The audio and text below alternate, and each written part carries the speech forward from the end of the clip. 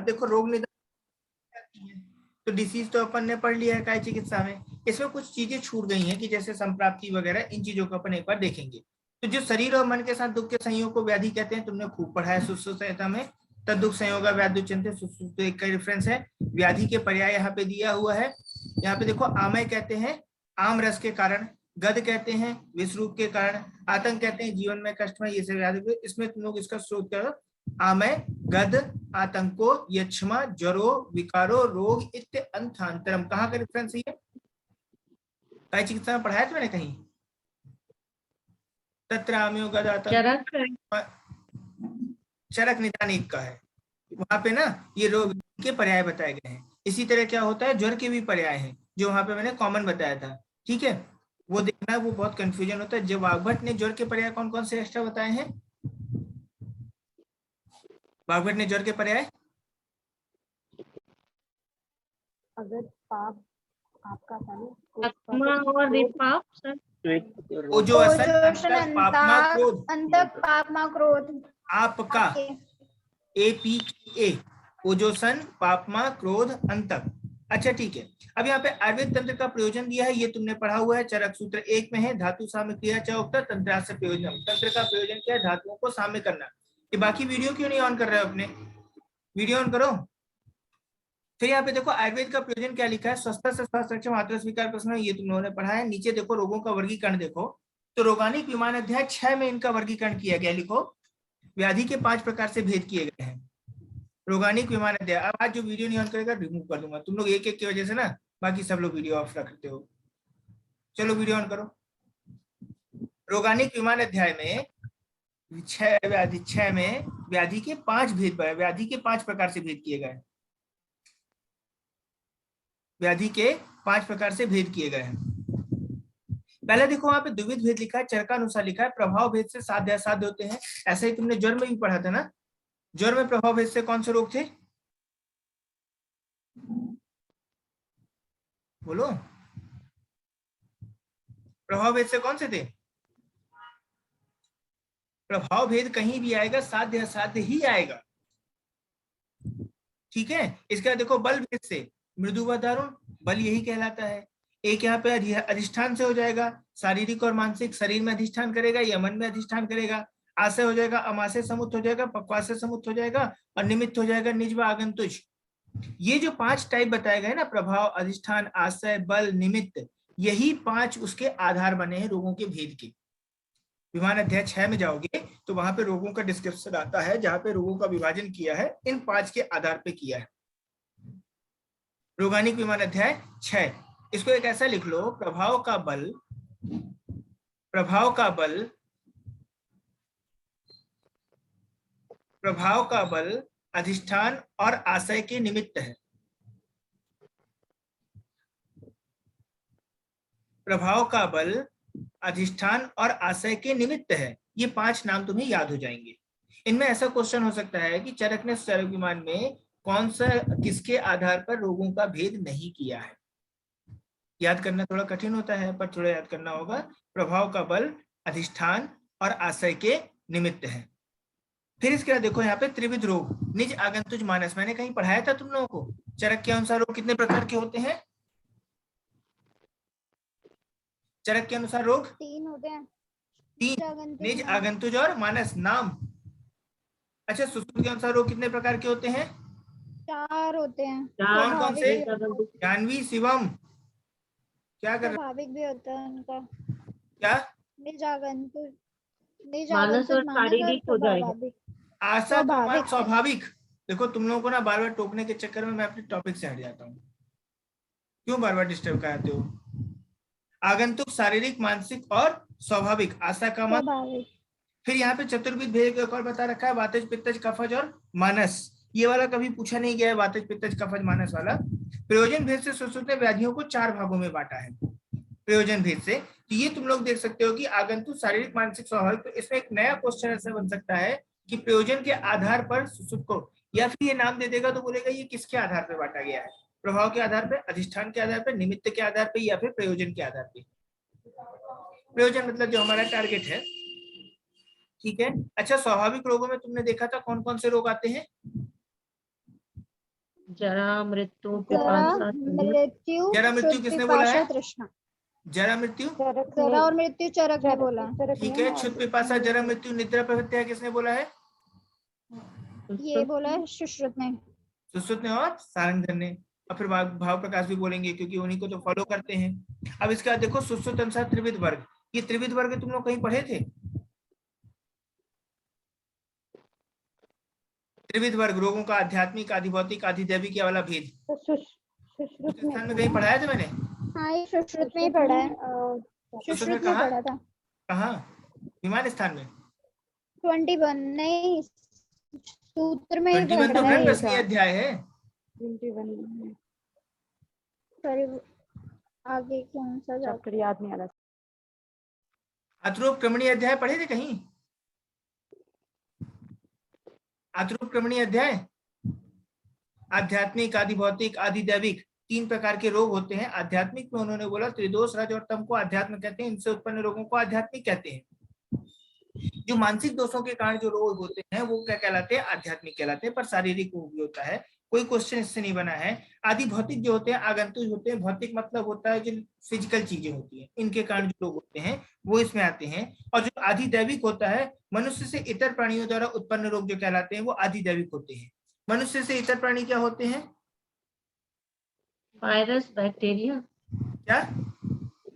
Virus bacteria, virus bacteria, उस समय के जो भूत होते थे, तंत्र होते थे, ये सब जो लग जाते थे वो कहलाते क्या? आधिदैविक कहलाते थे। मनुष्य से इतर मतलब मनुष्य से हटकर। अच्छा, आदि बल प्रवृत्ति यहाँ पे देखो लिखा हुआ है, कुछ रोगों के नाम लिखे हैं कि जो दुष्ट, शुक्र और शोणित से होते हैं। आदि मतलब होता है पहला, बल मतलब होता है जो पहले से बलवान रोग हैं, जिन्हें हम कहते हैं जेनेटिक डिसीजेस। जो सहज में जिन डिसीजों के पढ़े हुए हैं वो सब हम आदि बल के अंतर्गत पढ़ते हैं। तो सहज कारण व्याधि होते हैं प्रमेह और अर्श। जैसे मात्रा जो पित्तज जो कारण हो जाएंगे, इसके 2 भेद हो गए। इसमें लिखा है कुष्ठ, अर्श, मधुमेह, राजच्छा, सूत्र, अपस्मार, इन्होंने एक साथ लिख लिया है। इसका मैंने एक छोटा सा कोड बनाया था, काम राशि अप, काम राशि अप। का से देखो यहाँ पे कुष्ठ हो जाएगा, माँ से मधुमेह हो जाएगा, रा से राजच्छमा हो जाएगा, सा से सूत्र हो जाएगा, अप से अपस्मार हो जाएगा। ये तुम लोग एक साथ इसलिए रट लो क्योंकि ये पूछा जाता है इनमें कौन सा आदि बल प्रवृत्त है। कुष्ठ देखो कुछ जेनेटिक होता है, अर्श जेनेटिक होता है, मधुमेह जेनेटिक है, राजच्छमा भी थोड़ा बहुत जेनेटिक माना जाता है क्योंकि मदर से ट्रांसफर होता है। सूत्र जो होता है इसको तो पूर्व जन्मों का ही माना जाता है, और अपस्मार को भी वो लोग जेनेटिक मानते हैं। तो राजच्छमा को सुश्रुत ने बोला था, अपस्मार को वाग्भट ने बोला था। अब एक बगल में लिखो आदि बल प्रवृत्त रोग। सुश्रुत के अनुसार उन्होंने 2 ही नाम बताए, अर्श और कुष्ठ।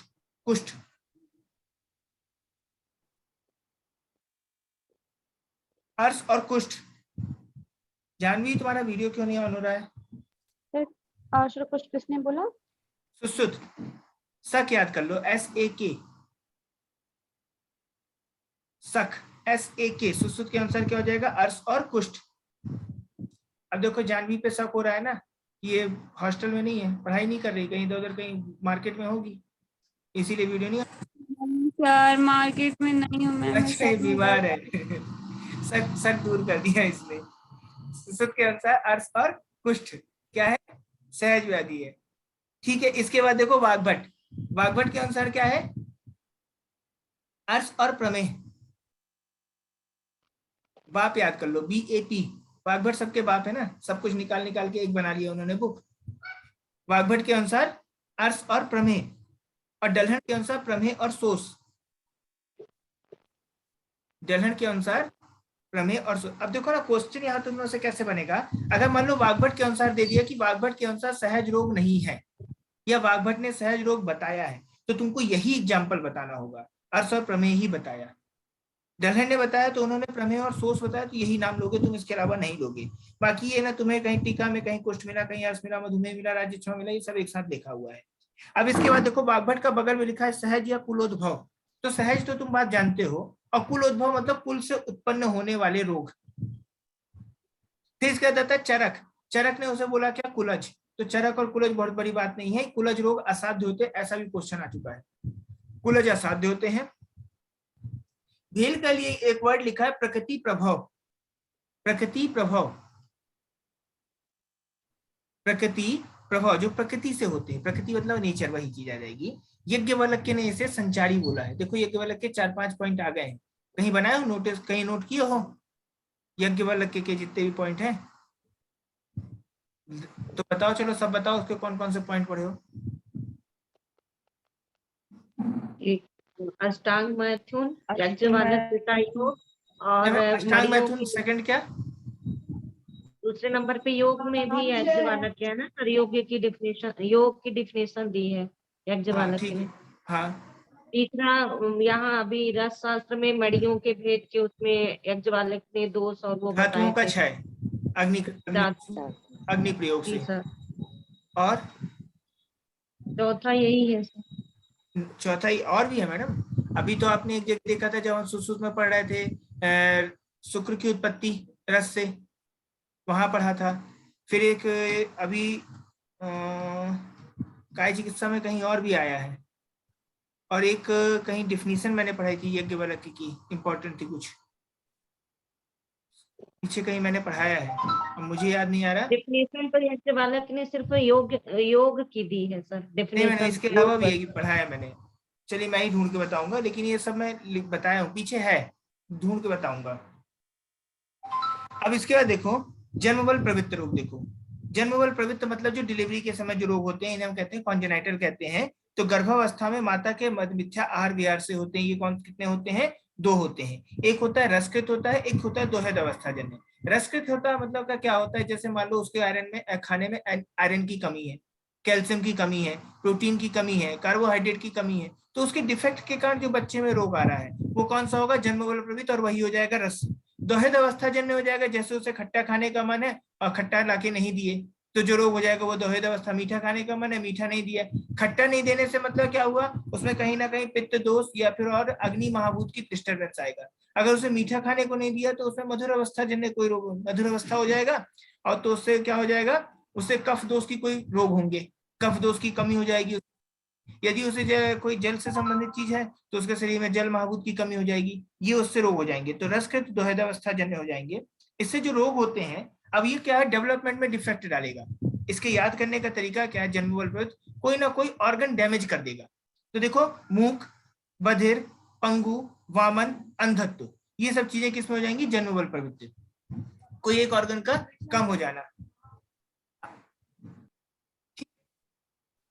तो ये क्या हो जाएगा? मैंने तुम्हें समझाया ना, कोई चीज की न्यूट्रिएंट की कमी हो जाएगी तो कोई ना कोई ऑर्गन में डिस्टर्बेंस आएगा। इसके बाद नेक्स्ट होता है दोष बल प्रवृत्त। तो दोष बल प्रवृत्त होता है दोषों के वैगुण्यता के उत्पन्न होने से। ये कितने होते हैं? 2 होते हैं, एक होता है शारीरिक और एक होता है मानसिक। तो दोष 2 ही प्रकार के हैं। इसके बाद होता है संघात बल प्रवृत्त। संघात बल मतलब किसी को मार पीट देना, पूछ देना उसे। संघात बल प्रवृत्ति में क्या हो जाएगा? प्रहार शक्ति से उत्पन्न आगंतुक विकार। 2 प्रकार का होगा, एक शस्त्र जन्य होगा, एक व्याल आदि जन्य होगा। हथियार लेके मारना, एक क्या जानवर मारे, तो वो व्याल आदि जन्य है। काल प्रवृत्ति क्या होता है? जो रोग परिवर्तन, ऋतु परिवर्तन के कारण उत्पन्न होते हैं। विकृत ऋतु से जो क्या कहलाता है? जनपद उध्वंस कहलाता है। और एक अविकृत ऋतु से होता है जो सामान्य होता है, जैसे जो ज्वर वगैरह होता है, जो सामान्य ज्वर था, जैसे तुमने देखा था वसंत ऋतु में कफस ज्वर, शरद ऋतु में पित्त ज्वर, ये सामान्य रूप से होना ही होना है। फिर इसका जाता है देवबल प्रवृत्ति। देवबल प्रवृत्ति यहाँ पे द्विज गुरु आदि के अभिशाप से लिखा है। इसके 2 रोग भेद नहीं है, इसके नहीं है। देवबल प्रवृत्ति सिंगल है। स्वभाव बल प्रवृत्ति जो हो जाएगा, ये काल हो जाएगा, अकाल हो जाएगा। तो स्वभाव देखो, स्वभाव का काल और अकाल दोनों में काम करता है ना। स्वभाव का काल अकाल, तो भूख प्यास जरा मृत्यु निद्रा ये सब इसमें दिखाई देते हैं। इसमें क्वेश्चन क्या बनेगा? क्वेश्चन बनेगा सुश्रुत ने कितने विभाजन किया है? तो त्रिविध वर्ग बनाया है। सुश्रुत के अनुसार त्रिविध वर्ग में कौन कौन से रोग आते हैं? आध्यात्मिक, आधिभौतिक, आधिदैविक आता है। फिर इसमें एक और क्वेश्चन बनता है, जैसे मान लो उसमें दे देगा कि मात्रज और पित्रज जो इसके सप्तविध भेद है उसमें किसमें इंक्लूडेड है? मात्रज और पित्रज। शारीरिक और मानसिक किसमें आता है? दोषों के अनुसार। तो बाकी तो तुम समझ जाओगे, इसमें स्वभाव वाला तुम गलत करोगे, और वही क्वेश्चन आता है काल और अकाल। स्वभाव वाला जो हो जाएगा काल और अकाल। तो स्वभाव देखो अलग अलग होता है ना, कभी काल चल रहा होता है, कभी अकाल चल रहा होता है। जैसे मैं वीडियो ऑन करता हूँ, कभी कभी कहता हूँ, तो किसी दिन मूड नहीं है ऑन करने का, तो उधर से गाली देते रहते होंगे। कभी तो ठीक है ऑन कर लेते होंगे, ठीक कहला जाएगा ना। जिस दिन मन नहीं है तो गाली देंगे, जिस दिन मन है तो कर लेते हैं। काल और अकाल। फिर इसका देखो, तो यहाँ पे वाग्भट के भी सप्तविध रोग हैं। इन्होंने कैसे लिखा है? सहज, गर्भज, जातज, पीड़ज, कालज, प्रभावज और स्वभावज। तो सहज किस में आ जाएगा, कौन सा भेद हो जाएगा सहज, बताओ।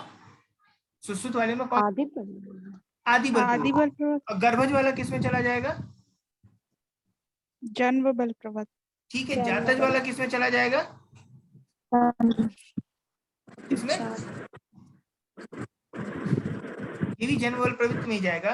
तो इसके बाद जो पीड़ज वाला किस में जाएगा, दोष बल में, दोष बल में हो जाएगा। ये पीरज वाला जो है संघात में नहीं बनेगा। अच्छा, इसमें एक आ जाएगा कालज वाला, वो तो काल बल प्रवृत्ति में चला जाएगा। प्रभावज वाला देव में चला जाएगा, और स्वभावज वाला स्वभाव में, वो क्रम से ही है, क्रम से ही है। तो सहज वाला आदि में हो जाएगा, गर्भज वाले में जन्म बल प्रवृत्त हो जाएगा, जातज वाला दोष बल प्रवृत्त हो जाएगा, पीड़ज वाला संघात बल प्रवृत्त हो जाएगा, संघात से पीड़ा देना, और जो कालज वाला काल हो जाएगा, प्रभावज वाला प्रभाव देव बल हो जाएगा, और स्वभाव वाला स्वभाव। इसमें देखो एक चीज और मार्क कर लेना, काल बल प्रवृत्त वो दो प्रकार का होता है, विकृत ऋतु, अविकृत ऋतु। तो काल ना दो चीजों में, स्वभाव और काल, दो जरूर मार्क करना, स्टार लगाओ गलत करोगे, क्योंकि ना बाद में काल अकाल एक सा दिखेगा, काल अकाल दोनों आएंगे तो वो स्वभाव में आएगा, और काल की भेद पूछा जाएगा तो विकृत और अविकृत ऋतु हो जाएगी। नेक्स्ट पेज में आओ। अब देखो यहाँ व्याधि के दो प्रकार बताए गए हैं, एक साध्य होती है, एक असाध्य होती है। ये वैसे मैं कई बार डिस्क्राइब कर चुका हूँ तुम्हें। तो साध्य के दो भेद होते हैं, सुख साध्य होता है, कृच साध्य होता है।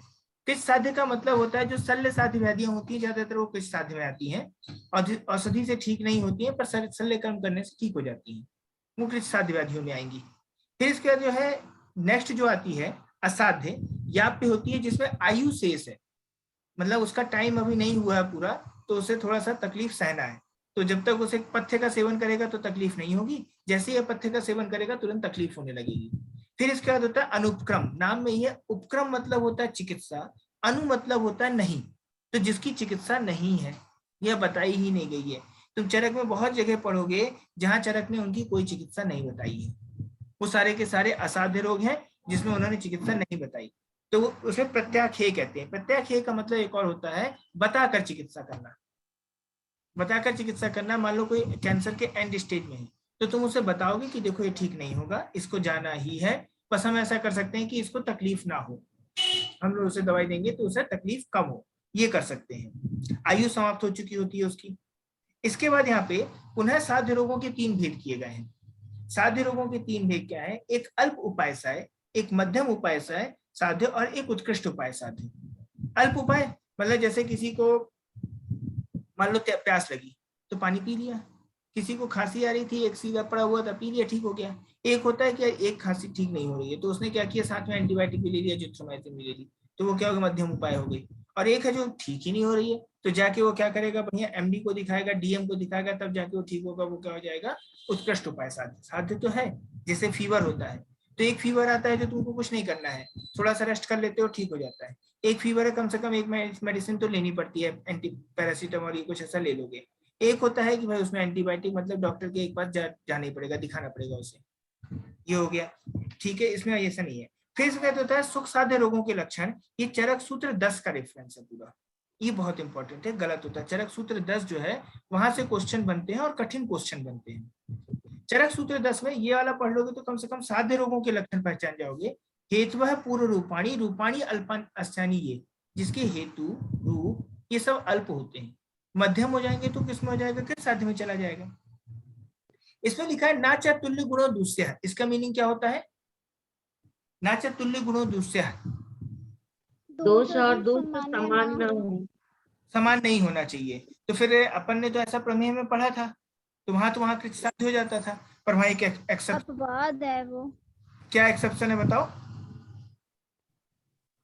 ज्वर का है ऋतु के अनुसार उसका, प्रमेय का है दोष दूष्य के अनुसार, और गुल्म का है उसके पुराणत्व के अनुसार। अच्छा, ऋतु के अनुसार कौन सा, उसका एग्जांपल मुझे बताओ। जैसे पित्तज जो होता है वो शरद ऋतु में साध्य होगा, वसंत ऋतु में कफज साध्य होगा, लेकिन वर्षा ऋतु का जो वातज होता है वो कृष साध्य होता है, ये एक्सेप्शन है। ठीक है, उसके साथ प्रमेय साथ तुल्य प्रमेय दूसरता का मतलब क्या है, प्रमेय तुल्य दूसरता